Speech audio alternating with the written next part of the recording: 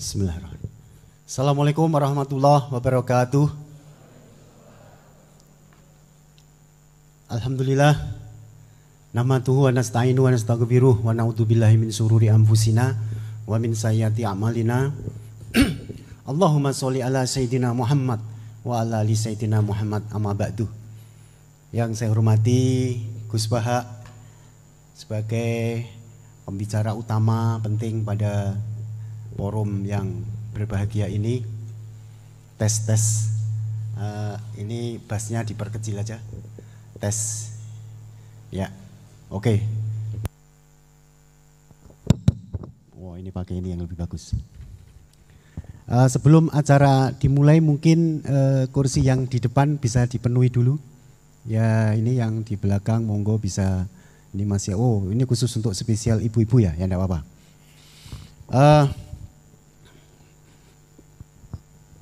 Pada kesempatan kali ini kita mendapat kehormatan Unisula, Universitas Islam Sultan Agung, dalam rangka peringatan Tahun Baru Islam, yang ini adalah agenda tahunan rutin.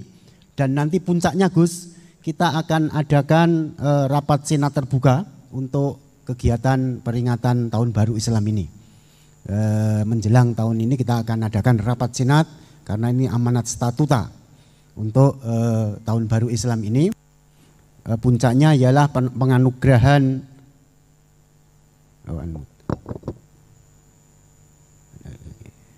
no, we cannot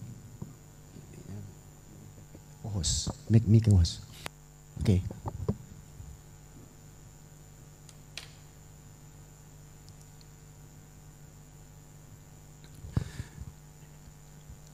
Pada waktu Gebiar Muharram nanti kita akan adakan Budaya Award, dan ini salah satu agenda yang ada ialah hari ini, rangkaian dari Gebiar Muharram.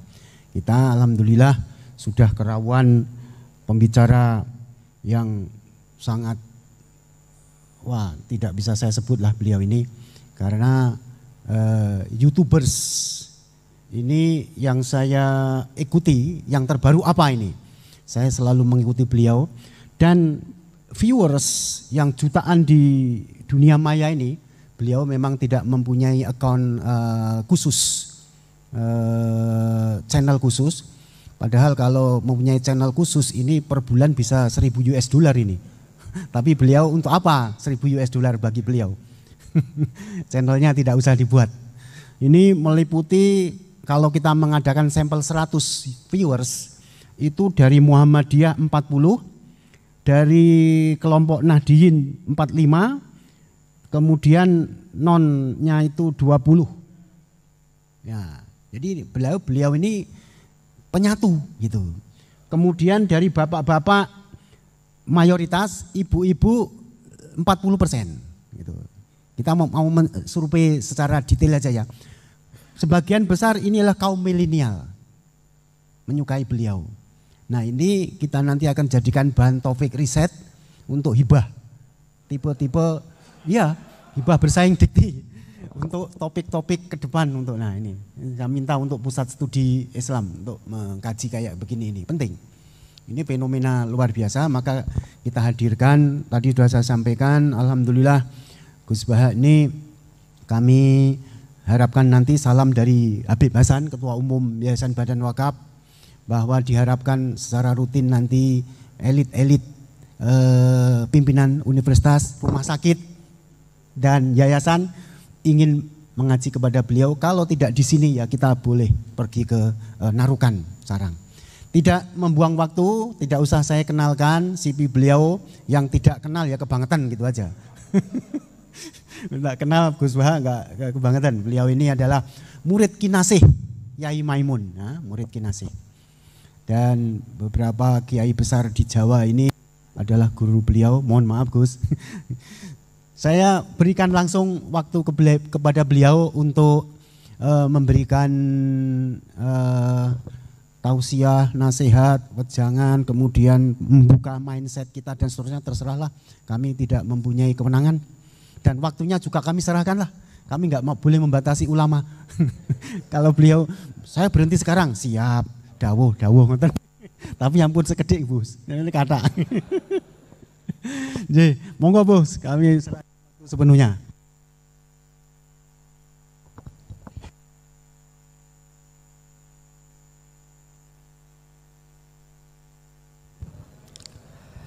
Bismillahirrahmanirrahim.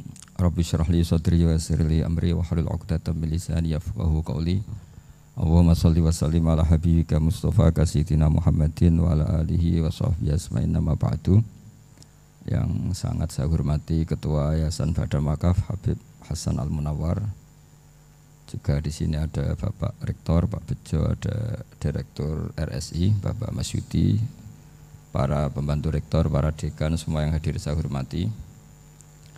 Ini karena acara kampus, acara rileks, saya akan menyampaikan kajian ilmiah secara rileks bahwa ini meringati tahun baru itu jelas salah ini. Ini bukan tahun baru ini, tahun terakhir.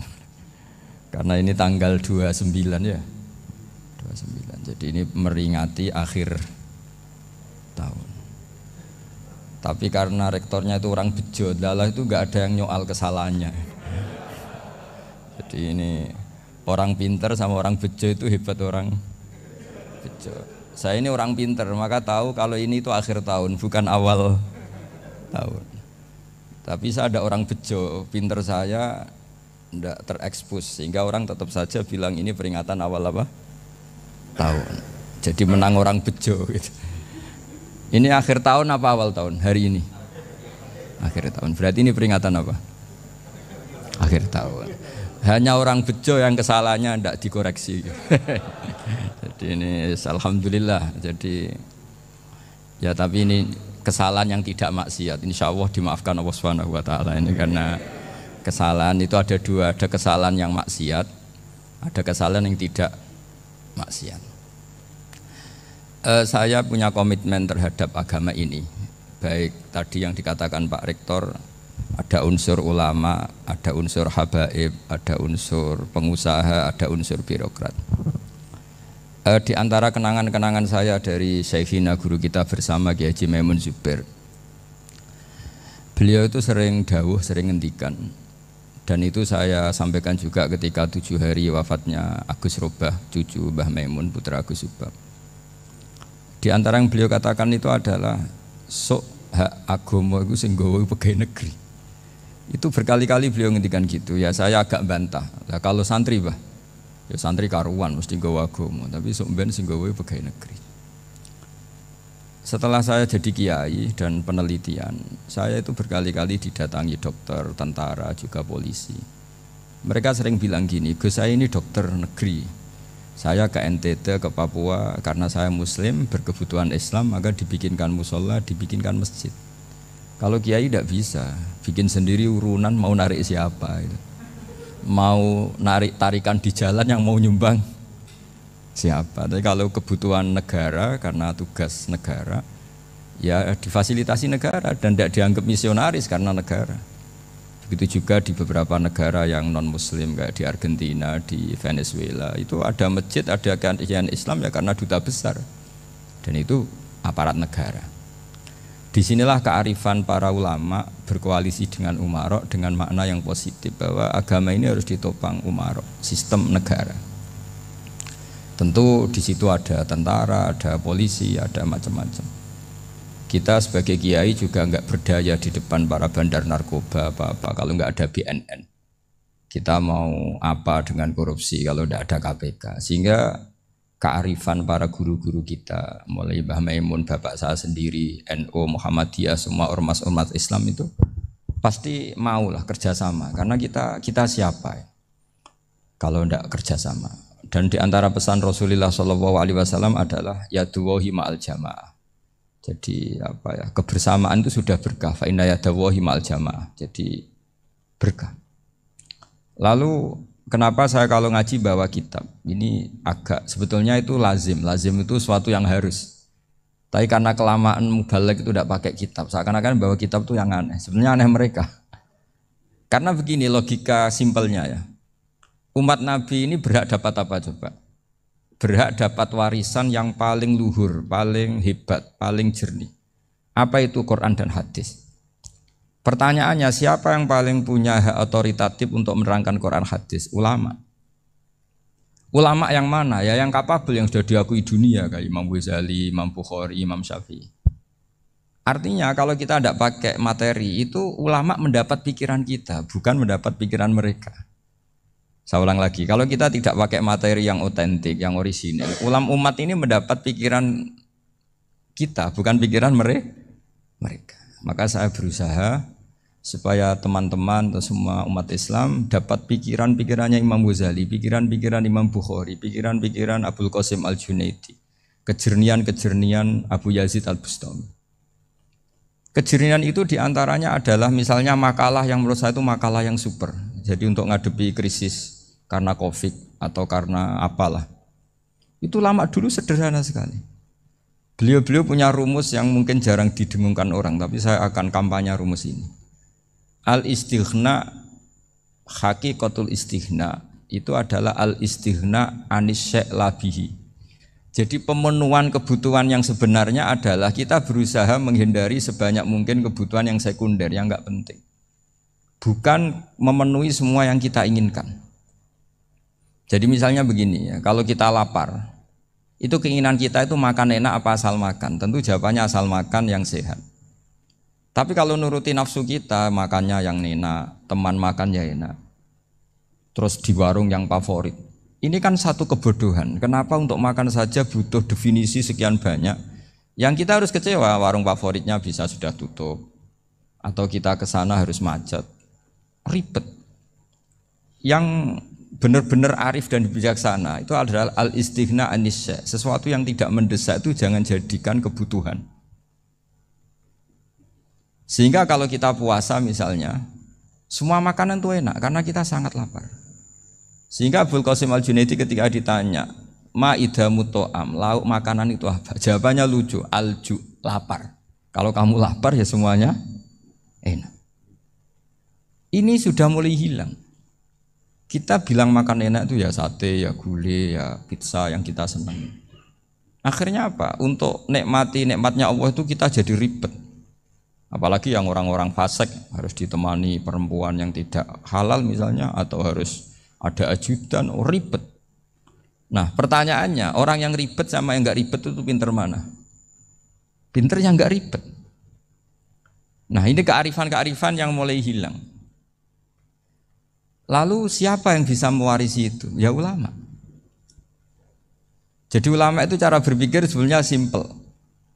Makanya mereka sering kalau tahajud itu, di antara makalah Sayyidina Ali paling terkenal dan yang menjadikan beliau punya derajat yang luar biasa itu adalah kafani izzan antakuna li robban wa kafani fakhran an akuna laka abdan. Ya Allah, saya ini sudah begitu mulia, begitu terhormat dan sangat-sangat terhormat karena yang menjadi Tuhan itu Engkau. Jadi rumus pertama itu karena menjadi Tuhan itu Engkau. Hanya Tuhan yang abadi, Tuhan yang pertama, artinya Tuhan yang al-awwal. Coba ya Allah, kalau saya ini punya Tuhan Fir'aun, punya Tuhan mati jadi tontonan lagi, itu kerennya di mana coba? Andaikan kita punya Tuhan Fir'aun, atau punya Tuhan yang asal-usulnya manusia, apapun hebatnya manusia itu, kita punya Tuhan manusia itu. Tuhan yang lapar, yang kalau nggak makan mungkin pingsan, mungkin bisa kena COVID, nanti Tuhannya diisolasi. Kayak apa? Makanya ketika Tuhan Allah menyindir ketuhanan selain Allah itu, Allah hanya menyindir dengan kalimat sederhana, kana yakulanit to'am, yang kamu tuhankan itu masih makan. Artinya kalau nggak makan ya lemes. Jadi lama-lama ada orang gini, alhamdulillah tadi Tuhan mampir ke saya, kelihatannya lapar, setelah tak kasih makan sehat lagi. Susah nggak punya Tuhan yang seperti itu. Beda dengan Tuhan kita. Tuhan yang enggak butuh makan, enggak butuh minum, Al-Qayyum, zat yang berdiri sendiri tanpa butuh yang lain. Al-Awwal, sebelum ada langit bumi sudah ada Tuhan kita yaitu Allah. Bandingkan dengan Tuhan-Tuhan yang dipertuhan yang lain, yang adanya setelah bumi, misalnya Fir'aun dan sebagainya. Sehingga Sayyidina Ali pertama jadi kebanggaan apa? Kafani izzan antakuna li robban. Saya ini keren betul, karena punya Tuhan yaitu Engkau. Tuhan yang lahul asma'ul husna, Tuhan yang semuanya punya kebaikan, punya keabadian, punya keagungan. Terus wa kafani fakhron an aku nalaka abdan, dan saya bangga sekali karena saya menjadi hambamu. Kalau saya jadi hambanya Pak Rektor ribet kan, sudah tak hormati ternyata nanti tidak rektor, ya kan ribet kan. Terus pokoknya ribet, jadi budaknya manusia itu ribet. Makanya ada seorang wali datang ke temannya yang jadi presiden atau jadi raja. Datang ke situ karena tidak punya uang, mau minta uang karena temannya raja. Setelah sampai sana ternyata temannya ini karena orang soleh pas berdoa, ya Allah saya minta ini, minta ini, minta ini. Terus si wali tadi pulang. Tanya, kenapa kamu pulang? Ternyata dia sama, masih minta-minta kayak saya. Jadi sederhana dia. Sama-sama minta kamu, minta zat yang kamu mintain katanya. Jadi dulu itu orang itu sebegitu dekat dengan Allah. Sehingga si raja ini terus ketemu wali tadi tanya, kenapa kamu menyepelekan saya padahal sekarang saya raja. Terus ditanya sama wali tadi, karena temannya, kalau kamu di padang pasir tidak bisa minum dan harus minum 1 gelas, dengan ongkos kamu harus mengasihkan semua kerajaan kamu demi minuman itu. Pilih mana, minuman apa tetap jadi raja? Ya saya milih bisa minum. Saya tidak raja tetap hidup, tapi kalau nggak minum mati. Bagaimana Anda bangga dengan satu kerajaan sing la yusawi kak samain, yang tidak sama dengan segelas air.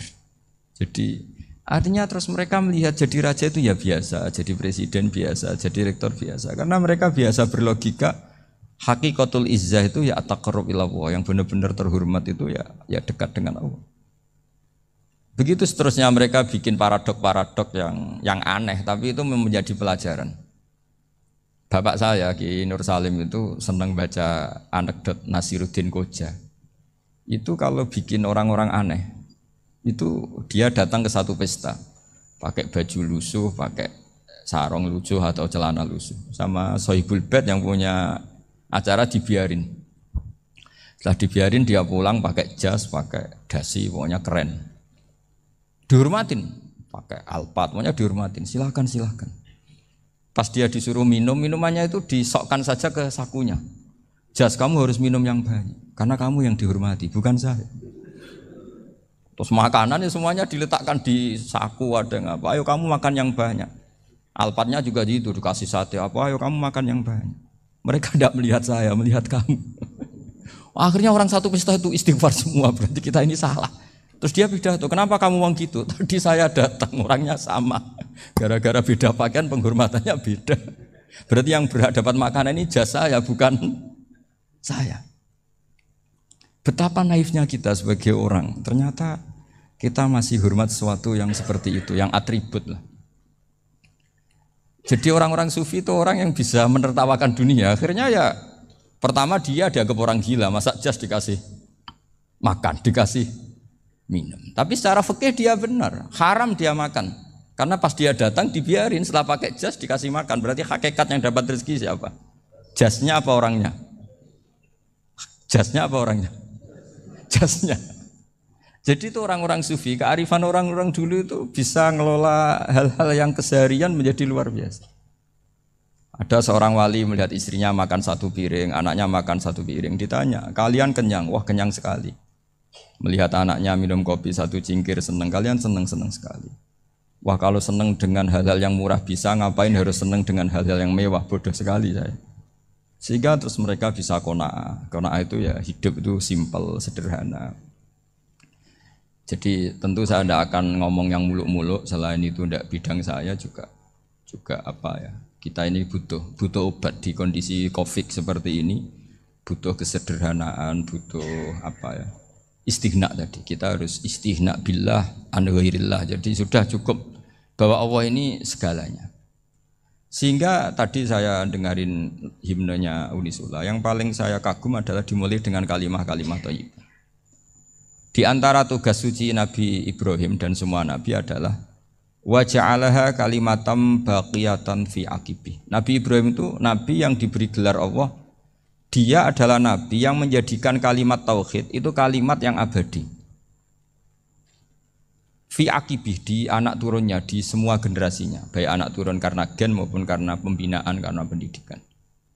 Ini penting sekali saya utarakan karena apa? satu kehidupan itu sebenarnya digerakkan oleh kata-kata, oleh moto kalau orang bahasa modern. Sehingga banyak ulama mengatakan al-ibarat kutun li'ailatil mustami'in, bahwa redaksi atau moto atau pegangan hidup itu penggerak kehidupan. Sehingga sebetulnya manusia itu digerakkan oleh kalimah-kalimah itu, oleh moto-moto itu, oleh prinsip-prinsip hidup itu. Misalnya orang Palestina itu tiap hari ke pasar gitu. Mereka ke laut gitu. Ditanya, kenapa tidak takut tembak Israel? Jawabannya lucu. Kena tembak ya mati, enggak makan ya mati.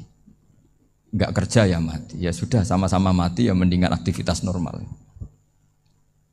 Tapi saya tidak menyarankan itu untuk melawan Covid. Ini cerita saja. Kamu jangan provokator itu. Karena ini wilayah sensitif. Jadi banyak orang yang poligami. Kalau ditanya alasannya gitu, istri satu ya cerewet, dua ya cerewet, mendingan 4. Ya banyak ya gitu. Tapi ada yang kebalikan, istri satu cerewet saja hampir jantungan, apalagi 4, tinggal matinya kan gitu. Itu semua yang menggerakkan itu kalimat. Kalimat itu satu pegangan. Banyak orang loh yang nggak ingin jadi rektor tuh banyak loh Pak Bejo. Jangan kira semua dosen ingin jadi rektor. Melihat rektor sibuk rapat, mempertahankan reputasi Unisula, terus sering pegang kepala. Ngapain repot-repot? Jadi tukang sapu aja dapat gaji, ngopi, rokokan, selesai. Bodoh amat jadi rektor, mikir orang banyak. Banyak loh orang yang nggak ingin jadi presiden tuh banyak. Karena ngopi nyaman, nggak ada yang ganggu. Mau tidur sampai jam 9 siang juga nggak ada yang ganggu. Sehingga mereka melihat pegawai negeri itu gak keren, orang kok diatur jam, disiplin. Itu memang cara Allah membagi rahmat. Mau kamu apakan coba? Cara syukurnya dia seperti itu. Bapak saya dulu tuh sering ngajarin saya, diajak jalan-jalan pagi-pagi. Melihat orang ngopi, makan uduk itu bapak seneng. Kok enak jadi wong awam. Ngene esuk-esuk nyemak bocah kesel kabeh kono enak ngopi, rokokan. Bapak kadang iri sama orang awam itu iri. Sudah gitu berharap masuk surga kan enak sudah gitu. Tahu-tahu mati, tidak tahu ke surga apa ke neraka ya tidak tahu. Jadi nah, orang dulu itu orang yang bisa mensederhanakan dunia.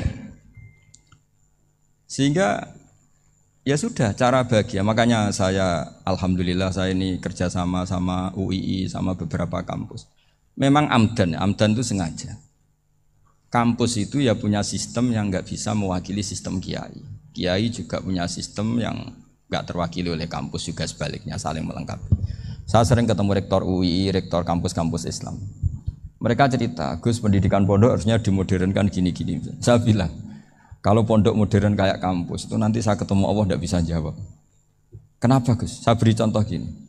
Kalau misalnya perempuan perawan lah atau apa saja, pokoknya perempuan, mau tanya tentang menstruasi atau haid. Kalau semuanya sistem kampus, dia harus kuliah dulu. Registrasi dulu, kuliah dulu, bayar dulu. Dan dapat jawabannya nunggu mata kuliah pas itu.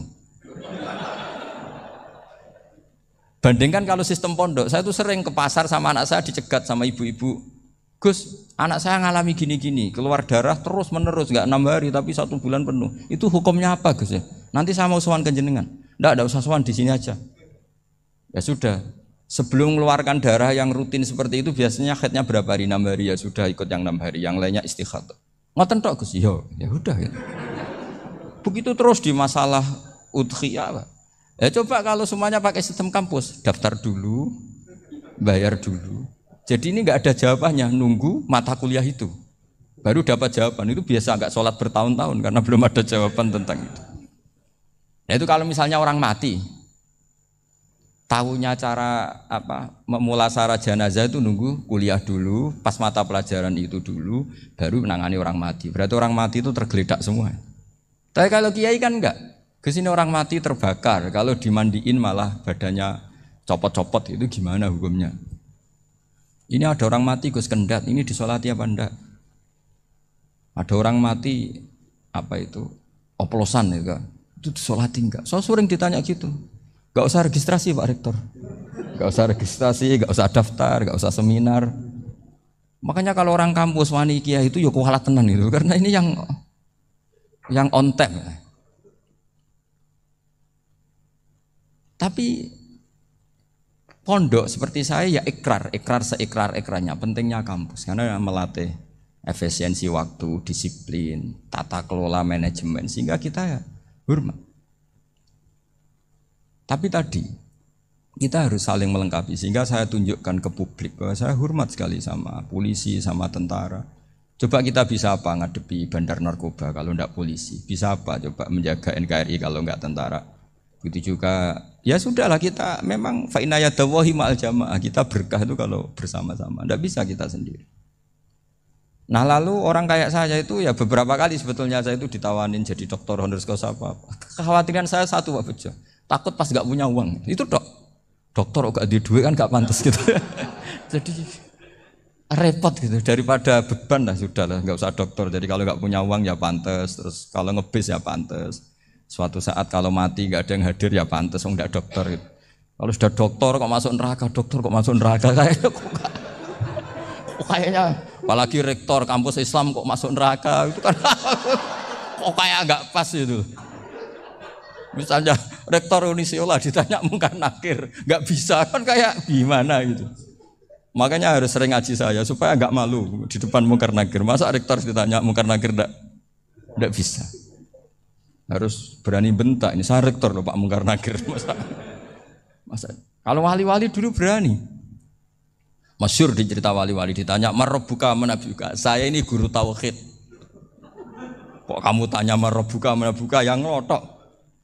Kamu enggak pernah ngaji enak aja tanya. Jadi wali-wali itu ya rileks ngadepi mungkin. Saya akan rileks wali di Bang Pak Rektor. Saya yakin itu. Karena wali itu lebih dekat Allah. Sehingga orang dulu itu saya ulang lagi ya, ada satu kearifan namanya hidup itu apa? Hidup itu adalah cari sebanyak mungkin supaya hidup itu tidak tergantung pada banyak hal. Sehingga misalnya cara berpikir orang-orang modern itu sebenarnya banyak orang-orang ilmuwannya nggak ngagumi Amerika. Bukan karena angkuh ndak. Untuk mempertahankan kebesaran negara sebesar itu, kebutuhan listriknya besar, kebutuhan tentaranya besar, kebutuhan apa. Sementara negara kayak Venezuela atau Swiss kebutuhannya ada banyak. Pertanyaannya, yang tergantung dengan banyak hal sama yang tidak tergantung banyak hal, itu pinter mana? Kalau dibalik pertanyaannya gitu, negara-negara maju itu tidak keren kalau dibalik pertanyaannya. Orang yang untuk mempertahankan eksistensinya banyak, butuh banyak hal, dengan yang tidak butuh banyak hal, itu pinter mana? Orang yang bahagianya nunggu jadi dokter, nunggu jadi kiai besar, kiai viral, dengan orang yang bahagia cukup dengan ngopi, itu pinter mana? Tapi kalau dibalik pertanyaannya, orang yang tahunya nikmat hanya kopi, dengan nikmat yang banyak, pinter mana? Makanya Mbah Mun tuh kalau guyon itu lucu. Aku iku sakake ambek wong desa sing mlebu swarga. Saya dulu eskal mlebu swarga kok disakeni. Akhirnya beliau memberi penjelasan. Wong desa iku roe pakanan enak, iku mau kopi mbek uduk. Lah swarga iku mau nuruti sing dikarepno. Akhirnya wis mau mangan, wis ngopi, nguduk, ngopi. Wong ora roh pakanan liyane iku ora roh. Nasi mandi ya ora roh, pizza ya ora roh apa-apa. Terus saya bilang, wah lah niku nak nganti selera tentang wanita cantik. Iku juga sederhana. Rontok pesek ya wis cantik, rontok ireng ya wis. Apa bidadarinya seperti itu karena saking enggak pengalamannya. Jadi surga itu kan nuruti apa yang diinginkan. Kira-kira keinginan orang kampung kalau di surga itu apa coba? Makanan apa coba? Ya nak senengnya ketemel gemblong gitu. Artinya malaikat lebih suka nangani surganya orang-orang kampung di Bang Pak Rektor. Ini sudah ribet ini. Makanan apa saja sudah pernah dicoba. Ya. Terus kalau di mall tahu orang macam-macam, seleranya macam-macam pasti. Enak mana kalau sampai jadi malaikat pelayan surga? Suka ngelayani orang kampung apa yang orang kota? Orang kampung kan? Jadi ya itu guyon tapi itu menjadi pikiran kita bahwa orang yang banyak kebutuhan itu sebetulnya banyak kebodohannya karena menggantungkan kebahagiaannya dengan banyak hal. Makanya Imam Syafi'i ngendikan istighna itu apa? Al istighna anis sya'labi. Yang dikatakan kecukupan adalah berusaha sebanyak mungkin banyak hal tidak kamu butuhkan. Bukan memenuhi semua kebutuhan kamu karena nafsu kamu ini tidak ada batasnya gitu. Kalau kamu penuhin nggak akan selesai. Itu ada perempuan yang kurang cantik itu minta doa saya, Gus doain suami saya kaya. Terus tak guyonin, terus nggak minta. Kalau suami kamu kaya, yang pertama dirubah itu apa? Rumah Gus, supaya rumah saya bagus. Kedua apa? Mobil, supaya mobil saya bagus. Nanti yang dievaluasi itu kamu. Mobil bagus, Alphard, rumah mewah, istrinya kamu. Pasti itu dievaluasi. Langsung enggak usah sudah gini aja kan. Jadi pertama yang dievaluasi itu kaya itu, coba kalau suami kaya itu yang dievaluasi pertama rumah ya, rumah ganti, setelah itu apa, mobil, kira-kira berikutnya akhirnya sudah Gus enggak jadi. Nabi Ibrahim itu pernah minta umur panjang, keren umur panjang. Sama Allah nggak dijawab. Datang orang tua gitu mertamu ke Nabi Ibrahim, terus disuguhi dikasih kurma. Apa itu? Kok kurma apa? Anggur yang sudah matang sekali, sudah dimakan. Setelah dimakan meler keluar lagi, dimakan lagi meler lagi. Terus Nabi Ibrahim masuk lagi ke kamar. Ya Allah, doanya tak cancel. Nanti kalau saya tua kayak itu. Jadi Allah itu enggak jawab langsung tapi ngirimkan itu. Akhirnya ya Allah enggak jadi. Nanti takut itu. Saya pernah ngalami jadi kiai tadi, ada ibu-ibu ya kurang ya enggak pati cantik lah. Suaminya tuh miskin sekali. Minta doa saya supaya kaya. Bareng tak kasih pertimbangan itu udah enggak usah. Enggak jadi. Jadi itu kearifan. Tapi kearifan ini harus kita tanamkan. Saya enggak bisa membayangkan Indonesia yang besar ini andai kan enggak ada qanaah. Nerimo ing pantum. Coba sekarang ada Covid. Andai kan Indonesia tuh kayak Perancis. Saya beberapa kali punya tamu orang yang hidup lama di Perancis, bahkan dapat istri orang Perancis. Itu dulu gak begitu mencintai Indonesia. Tapi setelah di Perancis 2 tahun, wah Indonesia hebat. Di Perancis tuh kata dia kalau cerita, semua kebutuhan masyarakat itu dibebankan ke negara. Apa saja minta negara, apa saja nyoal negara. Sementara Indonesia, coba kalau Indonesia mengalami seperti ini kok tidak ada qanaah rimo ing pantum, bisa kios Indonesia. Orang miskin nyalahkan negara, kelaparan nyalahkan negara, apa saja. Tapi barokahnya dididik kiai jogeman nyalahno wong liya. Urip rimo ing pandum, diame. Sampai gak ngerti kalau Covid. Banyak tuh orang-orang kampung itu, orang lugu-lugu itu. Mbah niki saking Covid, salam ning Covid muga-muga umure panjang. Dikira Covid itu nama orang yang ahli sosial itu. Mbak niki dana saking Covid. Matur nuwun sampai no salamku muga-muga umur panjang. Bingung kan yang nganterin ini. Ini gimana yang mau menjelaskan? Memang enggak paham. Ribet kan. Tapi saya pastikan bahwa dengan keadaan seperti ini kita bahagia, kita stabil, itu jelas barokahnya kalimat tadi, moto tadi atau pegangan hidup tadi. Makanya disebut al-ibarat qutun li'ailatil mustami'in, bahwa redaksi atau kata-kata atau pegangan atau filosofi hidup, apalah namanya itu adalah penyemangat. Penyemangat. Karena kata-kata ini memang luar biasa. Ketika sahabat perang demi kebenaran, zaman itu ya pasti benar karena yang dibela Nabi. Dulu itu kan enak zaman Nabi, yang dibela mesti benarnya, musuhnya mesti salahnya. Sehingga dulu itu memang harus tegas. Kalau sekarang mau tegas gimana? Yang kamu bela tidak mesti benar, musuhnya tidak mesti salah. Ribet kan kalau misalnya saya tukaran sama Pak Rektor, kamu mau bela mana kan bingung. Saya tidak mesti benar, saya tidak Nabi. Pak Rektor apalagi tidak mesti benar lagi kan? Ribet kan? Jadi kalau kita mau perang sekarang itu mau pede gimana? Enggak.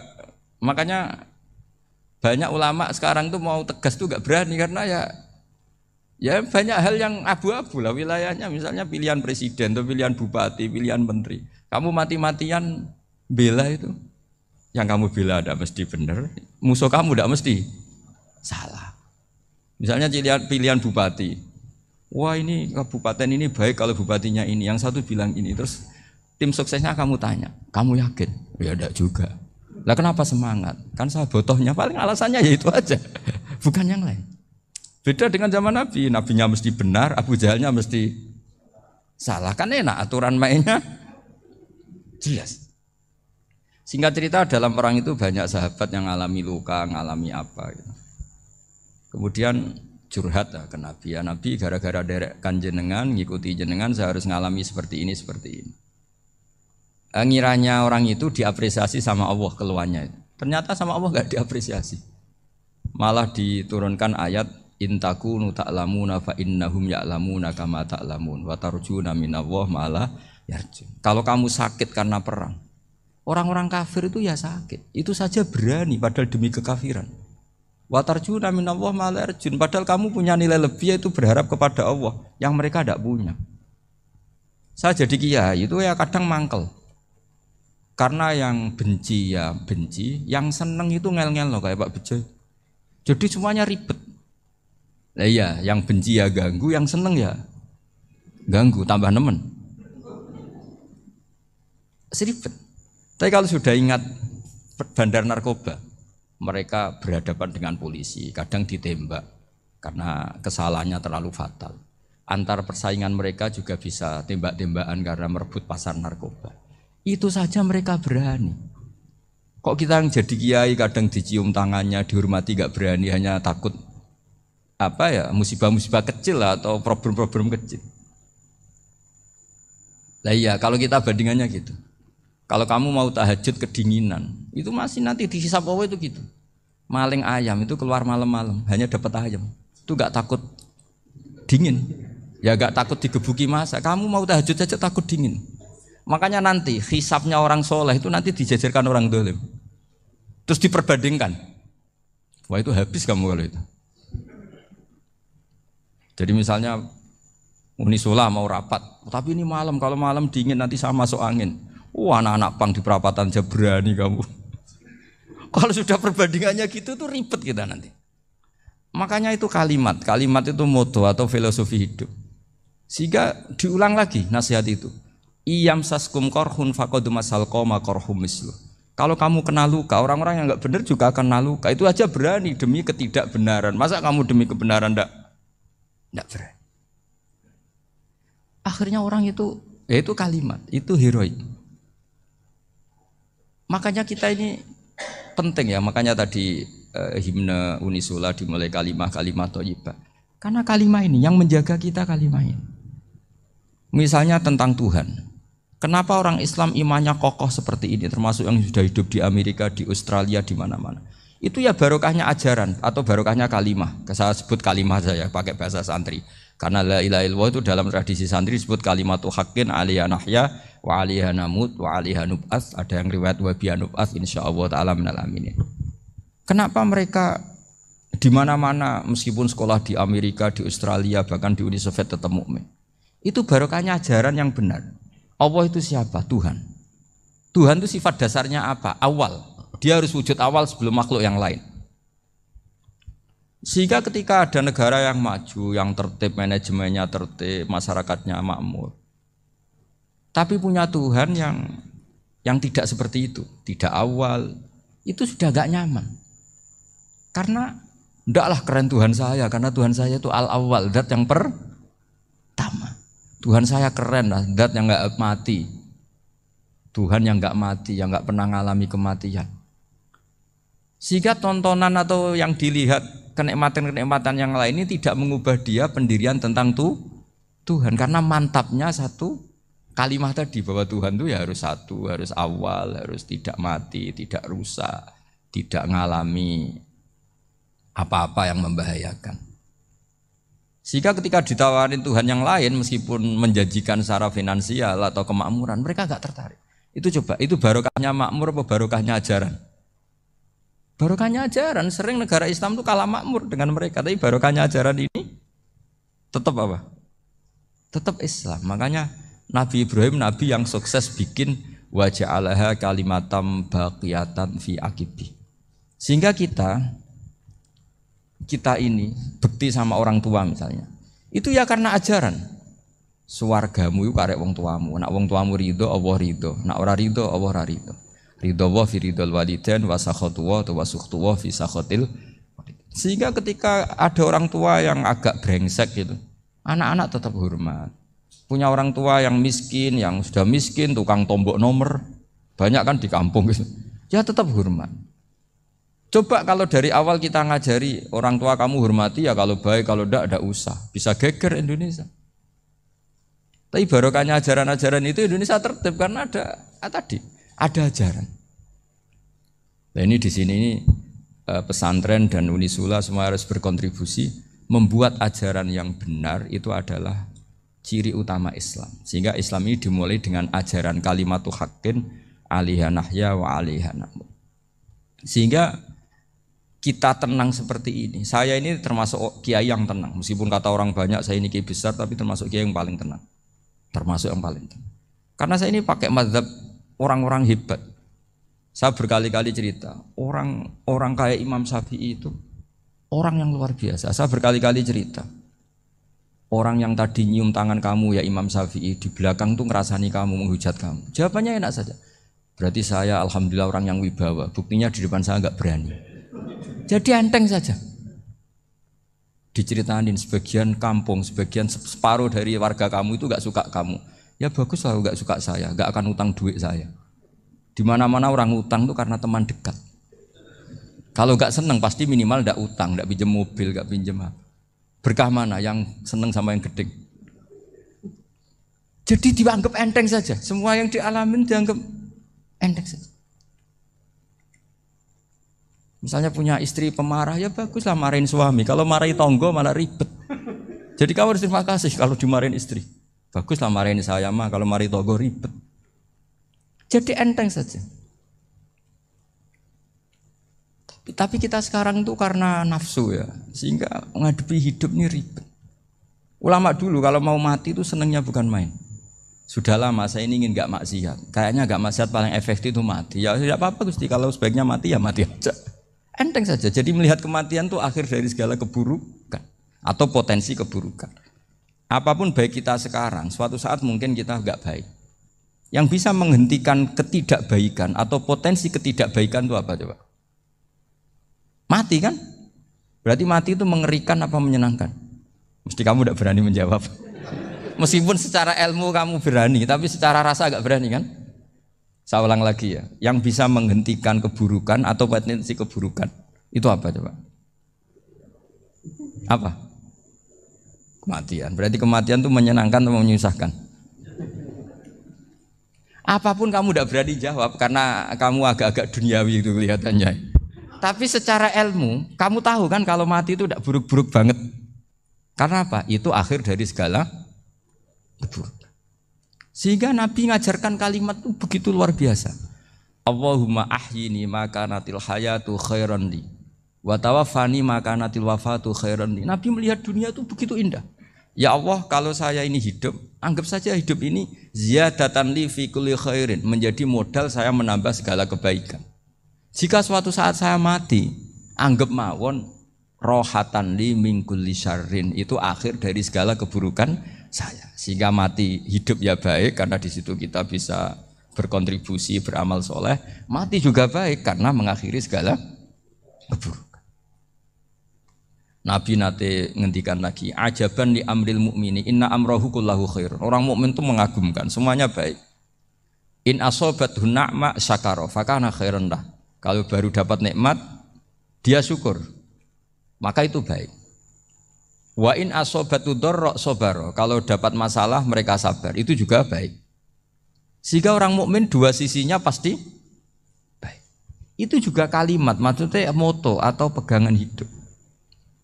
Nah berikut ini saya beri contoh, ini kenangan saya, ini contoh terakhir. Masalah jadi orang terkenal maupun tidak. Di sini dicontohkan Imam Ghazali di halaman 367 di kitab saya 367.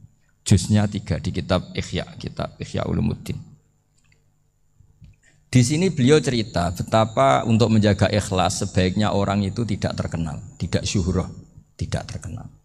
Oke, itu kita sepakat ya, karena kalau terkenal mungkin orang dipaksa publik dengan tanda kutip untuk selalu berbuat baik, tapi karena jaim lah, jaga image atau apa. Tapi ketika dibalik pertanyaannya, kamu rela yang terkenal itu orang enggak benar, sementara yang orang benar itu enggak terkenal. Lalu masyarakat taunya yang tidak benar. Kalau pertanyaannya dibalik gitu, Orang baik wajib terkenal enggak? Kalau pertanyaannya dibalik seperti itu. Dokter yang benar tidak terkenal, yang malpraktek terkenal. Kamu ingin kondisi seperti itu? Gak ingin kan? Kampus yang bagus gak terkenal, kampus yang bagus gak terkenal, yang gak bagus. Nah, artinya apa? Gara-gara olah kata, olah pikiran, ini logika jadi rubah. Lagi-lagi apa? Jawaban itu ada di kata-kata sebetulnya. Makanya bab-bab seperti ini tidak usahlah kita berdebat, berpolemik. Sebaiknya orang itu humul, menutup diri, apa sebaiknya orang terkenal, itu nggak perlu seperti itu. Sudah terserah Tuhan saja. Makanya saya mulai dulu ngaji sampai sekarang itu ya tidak punya punya ikon tertentu atau punya website tertentu, enggak. Sudah terserah pangeran. Sudah. Saya juga tidak sok suci materialistik atau enggak, ya tidak mikir saya. Bukan apa-apa ya, karena saya ini kiai, jadi biasa urusannya sama Allah, tidak sama makhluk. Jadi pusing kalau sama sarah-sarahnya makhluk itu pusing. Meskipun rektor kalau nasihati saya pasti tidak saya terima, itu tetap makhluk itu sudah ada ngefek kalau saya itu sudah ada itu. Bukan karena saya sombong, ya memang makhluk betul gitu, bukan. Cuma nasibnya bejo aja, tapi makhluk tetap makhluk. Saya beri contoh ya. Ini makalah yang ditulis Imam Ghazali.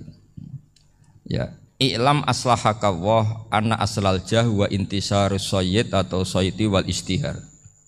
Wa huwa mazmum itu. Balil mahmudu al-khumulu illa man saharahu wa ta'ala linasri dini min ghairi takallufi talabi syuhrati minhu. Jadi kalau kamu ingin ibadah kamu selamat, ya kamu jangan terkenal. Tapi resikonya adalah kalau kebaikan itu tidak terkenal, maka enggak dikenali. Kalau enggak dikenali berarti masyarakat hanya punya percontohan yang tidak baik, karena yang baik tidak terkenal. Jadi itulah ulama-ulama dulu. Jadi apa-apa itu dibanding-bandingkan. Kemudian nanti kelihatan, jawabannya itu kelihatan. Jadi ulama dulu itu biasa ngarang misalnya afatun nikah, sisi negatifnya nikah. Harus ngurmat istri, harus macam-macam, kalau terlantar itu ya dosa. Seperti tadi Pak Marsudi cerita, kalau orang ngapalkan Quran itu takut lupa, kalau lupa itu jadi dosa. Pertanyaannya, kalau semua orang takut lupa, takut dosa, semua orang nggak hafal Quran karena potongan-potongan lupa. Cara berpikir tidak seperti itu. Kalau berpikir ya namanya hafalan ya inginnya hafal, kan nggak ingin lupa.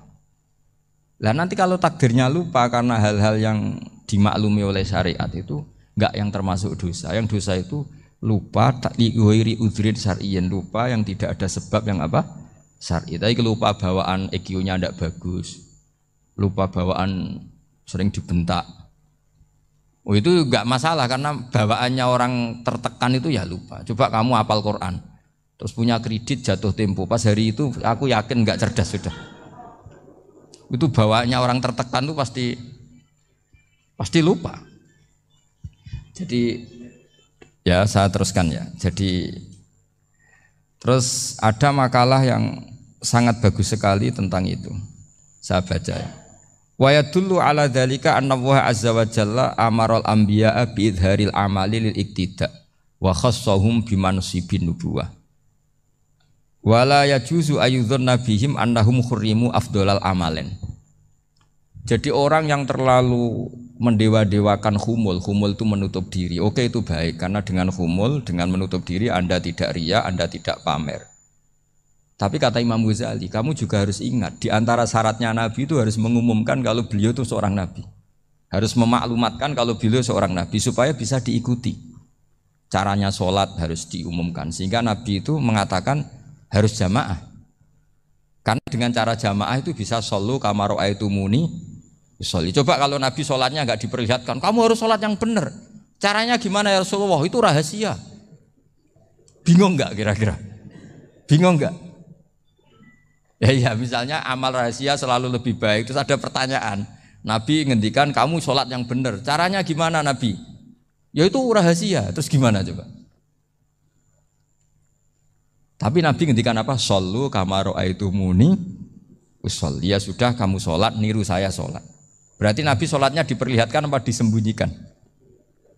Diperlihatkan. Jadi begitu juga saya berkali-kali bilang, Orang tahu kalau itu bidan ya berdasar tulisan itu bidan. Tahu kalau itu dokter gigi ya itu dokter gigi.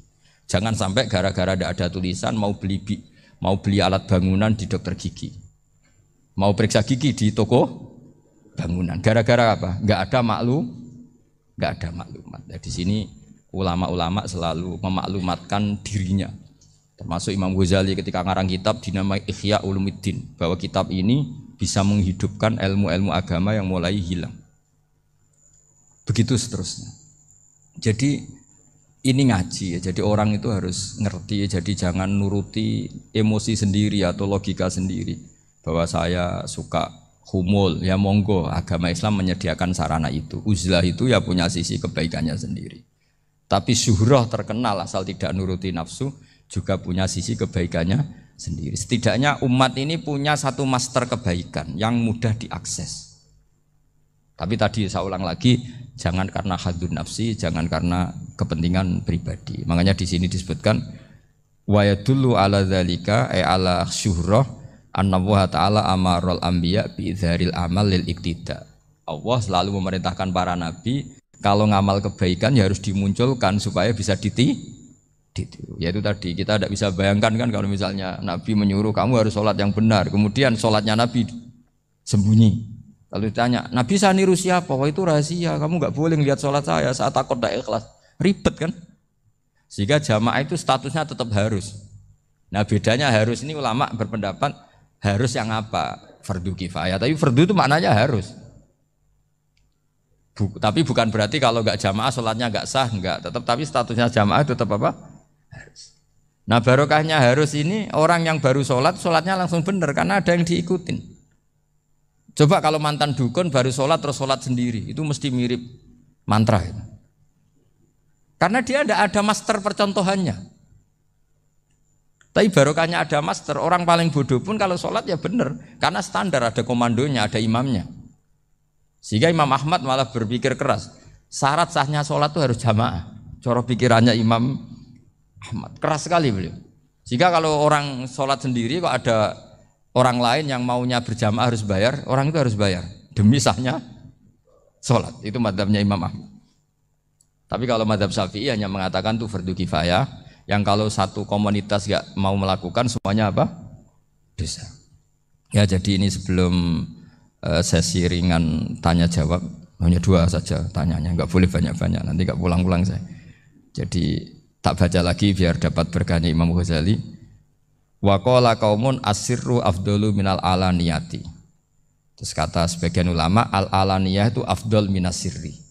Terus diperbandingkan baik yang mana amal dipertontonkan sama ndak. Terus kata Imam Ghazali, kalau orang itu bisa jaga tidak riya, maka sebaiknya dipertontonkan karena kebaikan harus yang muncul, bukan yang tidak baik yang muncul. Makanya ketika Unisula memaklumatkan diri sebagai ingin jadi generasi khairah ummah, itu kalau diterjemah itu kan wow, khairah ummah, umat terbaik. Itu kan kayak agak angkuh. Tapi enggak apa-apa, itu enggak apa-apa. Masa kita kampanye Unisula siap degradasi moral, kan ya lucu kan. Masa jualan gitu kan ya lucu. Ya sudah, kita memang ingin mengkhidmati ummah, berbakti dengan umat, membantu supaya jadi generasi khairan apa? Ummah. Tidak apa-apa, dimaklumatkan supaya dengan itu umat punya sarana. Oh kalau ingin jadi khairan ummah, kuliah di sini. Jangan lalu enggak gitu. Ya sama kita dokter, maklumatkan saja dokter gigi, dokter kandungan, dokter bedah. Sehingga orang kalau mau bedah ya jangan ke dokter kandungan. Jadi barokahnya maklumat ya. Jadi saya mohon sekali ini, saya sendiri sebetulnya orang yang enggak siap terkenal sebetulnya, tapi ya sudah terserah Allah saja. Kalau itu cara Allah menyebar kebaikan, ya monggo. Pokoknya kita tawakal saja sama Allah Subhanahu wa Ta'ala. Ya, saya kira demikian. Assalamualaikum warahmatullahi wabarakatuh.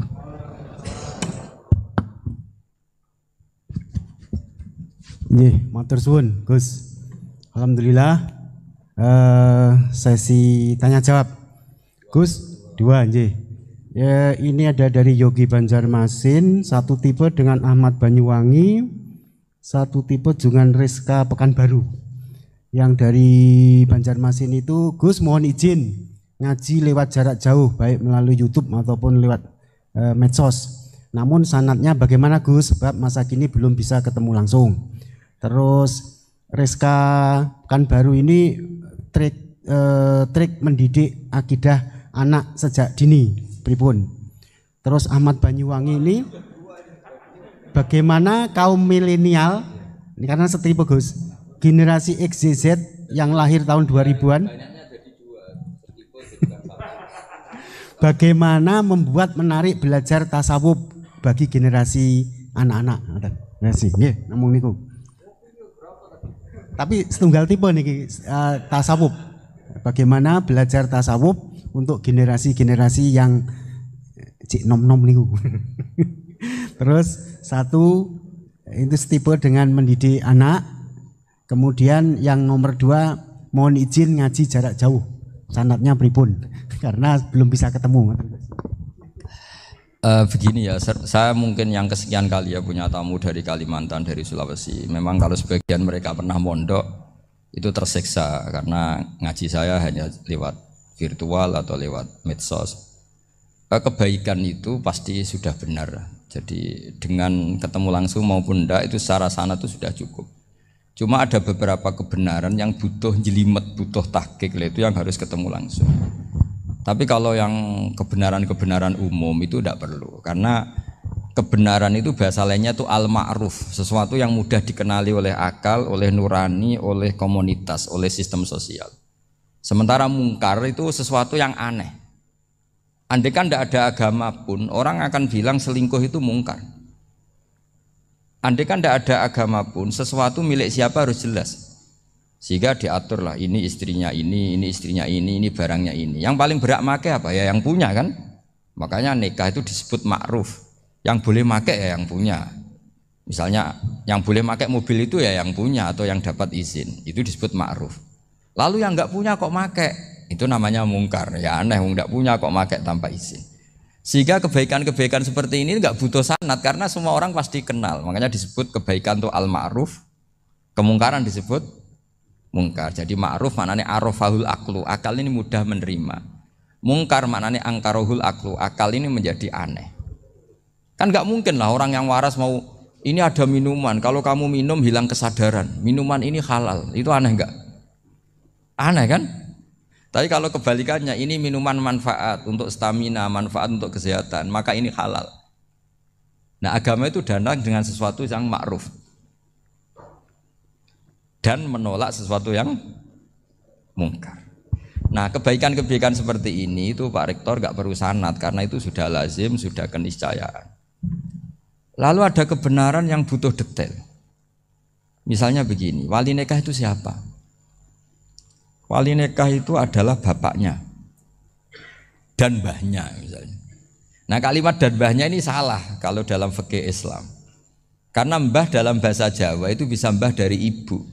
Sementara dalam otoritas Islam nggak memberikan hak ke mbah dari ibu. Seperti ini nggak boleh. Terus misalnya orang Kalimantan nikahkan putrinya dinikahkan oleh mbah dari ibunya hanya karena berdasar fatwa. Oh kemarin Gus Bah atau Kiai siapa dawuh wali itu kalau nggak bapak ya mbah. Wong ini mbahnya.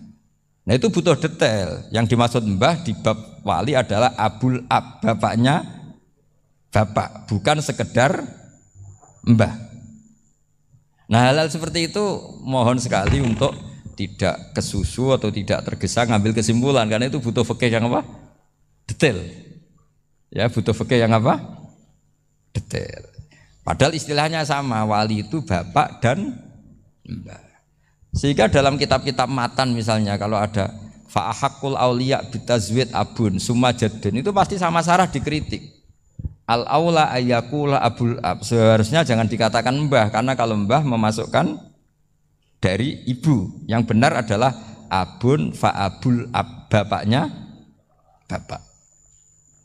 Nah, jadi kira-kira gitu Pak Irton. Gantian jenengan yang menjelaskan ini.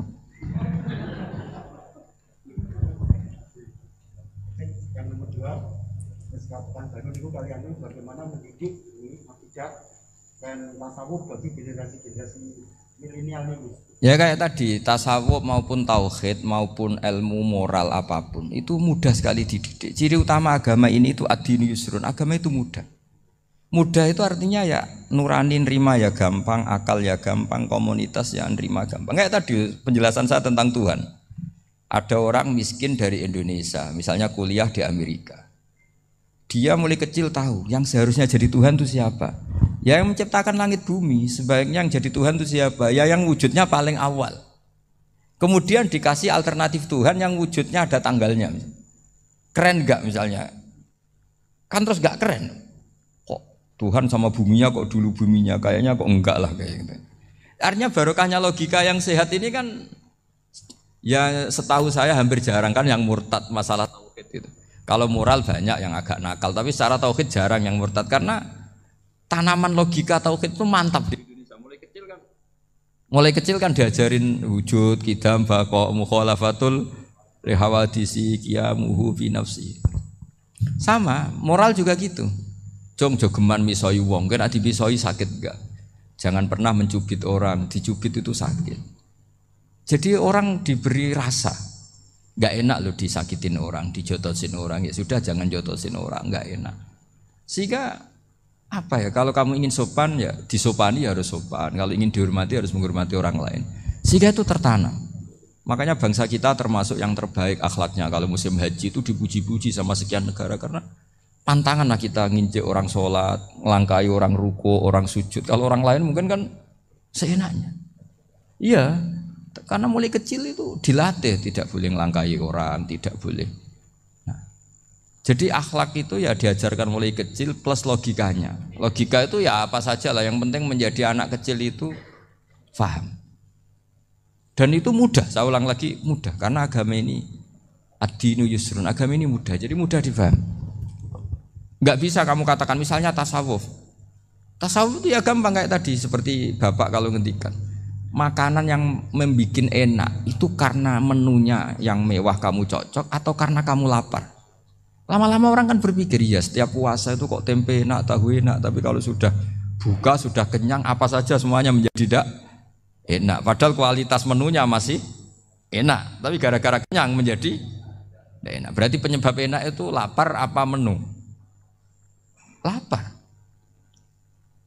Jadi apa ya, kearifan ini loh yang menjadikan luar biasa. Makanya tadi ada kalimat yang benar, wa ja'alaha kalimatam baqiyatan fi aqibih. Jadi Ibrahim adalah nabi yang sukses menanamkan filosofi kebenaran ke anak cucunya. Dah, yang terakhir, dah. Ini Siti Mutmainah dari Undip. Yeah. Maunya bergabung tapi karena terbatas, mohon izin Gus, mengingat mati kebaikannya nopo untuk keluarga maupun pemimpin. Oh, ya bagus lah kalau itu. Kalau di kitab-kitab yang saya baca, ingat mati itu tidak selalu baik, juga tidak selalu buruk. Malah kalau menurut Sayyid Abdul Al-Haddad, khusus yang para pelajar yang mencari ilmu itu enggak baik ibadahnya ingat mati. Karena dia harus dinamis, harus mobil. Kalau ingat mati kan terus lemes. Tapi kalau untuk pejabat harus ingat mati, kalau enggak korupsi terus itu.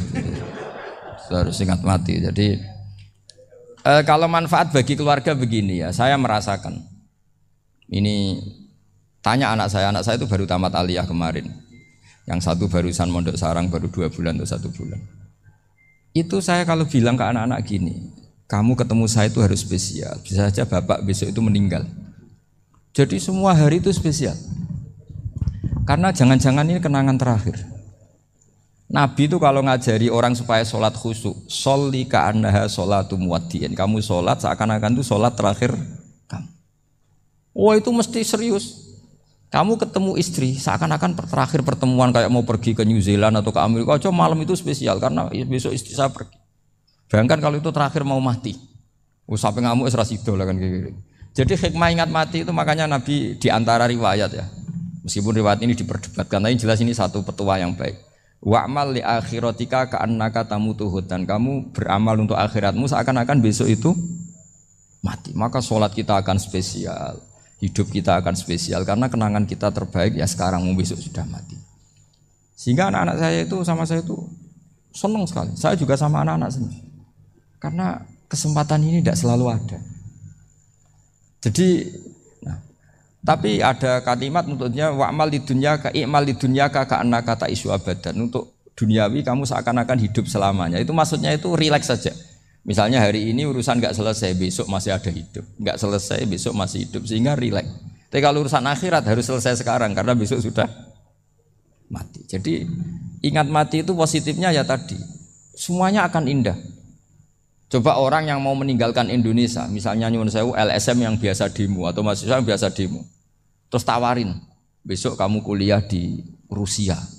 Itu warung apa saja kenangannya baik semua, karena mau meninggalkan Indonesia. Tapi kalau tahu gak meninggalkan Indonesia, demo terus. Orang-orang sering demo, tawarin ke luar negeri, kira-kira mau gak? Pasti lebih suka apa? Indonesia. Orang paling miskin yang ngeluh terus di dunia ngeluh gak pernah nikmat, tawarin mati, mau nggak? Nggak mau kan? Nah, jadi untuk supaya hidup ini nikmat, semuanya itu anggap kenangan terbaik Anda dan itu bisa saja kenangan terakhir. Makanya resepnya Nabi supaya sholat khusyuk apa? Sholli sholatam wadiin, kamu sholat ka'anha sholatum wadiin, seakan-akan itu sholat apa? Terakhir, sehingga terus kita nyaman, kita apa? Dan kita nganggap ini sholat yang terakhir. Nanti ternyata masih lagi. Ya sudah, itu sholat yang terakhir lagi. Sehingga semuanya apa? Spesial. Ya gitu Pak Rektor. Matur suwun. Terima kasih Gus. Ini pertanyaannya total ada 135. Tapi saya himbau kepada para penanya. Ini misalnya ya ada pertanyaan bagaimana kami ini berada di organisasi yang fasilitas materinya itu kecil. Jenengan tidak usah bertanya di saat ini, nanti ikuti YouTube. Itu ada edisi beliau yang terakhir, ada tema ceramah beliau itu sudah menjawab ini. Nanti ikuti di YouTube, bisa menjawab pertanyaan jenengan. Itu ada. Itu sudah ada materinya. Jadi 135 penanya ini mohon dicari search di Google, jawabannya sudah ada di situ semua. Oke. Ya, terakhir ini bagaimana kalau kami materinya sedikit, apakah kami harus ngalah? Ini edisi 3 hari yang lalu Gus Bahak sudah mengeluarkan itu. Nah gitu. Nggih, saya kira demikian nggih. Yang offline sampun ridho? Sampun nggih. Nggih Gus, ngaten saya soalnya paling takut kalau nanti dimarahi beliau. Demikian apa yang bisa kita sajikan kepada para pemirsa baik online maupun offline.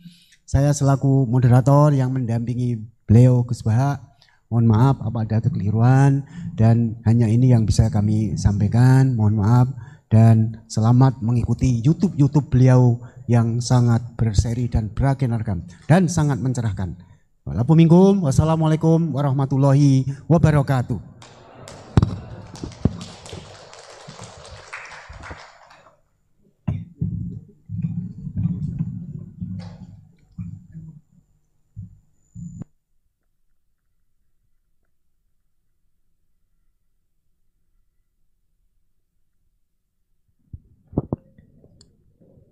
Acara selanjutnya yaitu doa kepada Dr. Andes Ahmad Yasin Asy'ari SMSI, dipersilakan.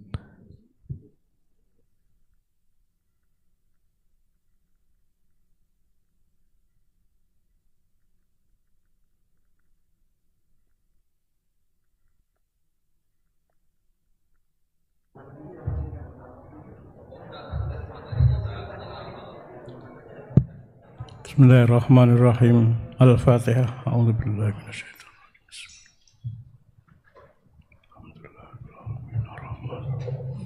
Maliki yaumiddin. Iyyaka na'budu wa iyyaka nasta'in. Ihdinas siratal mustaqim. Siratal ladzina an'amta 'alaihim ghairil maghdubi 'alaihim waladdallin. Bismillahirrahmanirrahim. Alhamdulillahirabbil alamin. Alhamdulillahirabbil alamin. Alhamdulillahirabbil alamin. Wassalatu wassalamu ala sayyidil mursalin sayyidina maulana Muhammadin wa ala alihi wa sahbihi ajmain. Subhanaka la ilma lana illa ma 'allamtana innaka antal alimul hakim. La ilaha illa anta subhanaka inni kuntu minadh dhalimin. Allahumma inna nas'aluka bihaqqil Fatihatil mu'azzamati wassabil masani an taftah lana bikulli khair وأن تتفضل علينا بكل خير وأن تجعلنا من أهل الخير وأن تعاملنا معاملتك للخير وأن تحفظنا في أدياننا وأنفسنا وأهلنا وأولادنا وأصحابنا وأحبابنا من كل محنة وفتنة وبؤس وضير إنك ولي كل خير ومؤتي كل خير متفضل بكل خير برحمتك يا أرحم الراحمين اللهم إنا نسألك من خير ما سألك نبيك محمد صلى الله عليه وسلم ونعوذ بك من شر ما استعاذ منه نبيك محمد صلى الله عليه وسلم وأنت المستعان وأنت المستعان وأنت المستعان وعليك البلاغ ولا حول ولا قوة إلا بالله العلي العظيم اللهم اغفر لنا ذنوبنا اللهم اغفر لنا ذنوبنا وكفر عنا سيئاتنا وتوفنا مع الأبرار ربنا ظلمنا أنفسنا وإن لم تغفر لنا وترحمنا لنكونن من الخاسرين ربنا آتنا في الدنيا حسنة وفي الآخرة حسنة وقنا عذاب النار وصلى الله على سيدنا محمد وعلى آله وصحبه وسلم والحمد لله رب العالمين الفاتحة.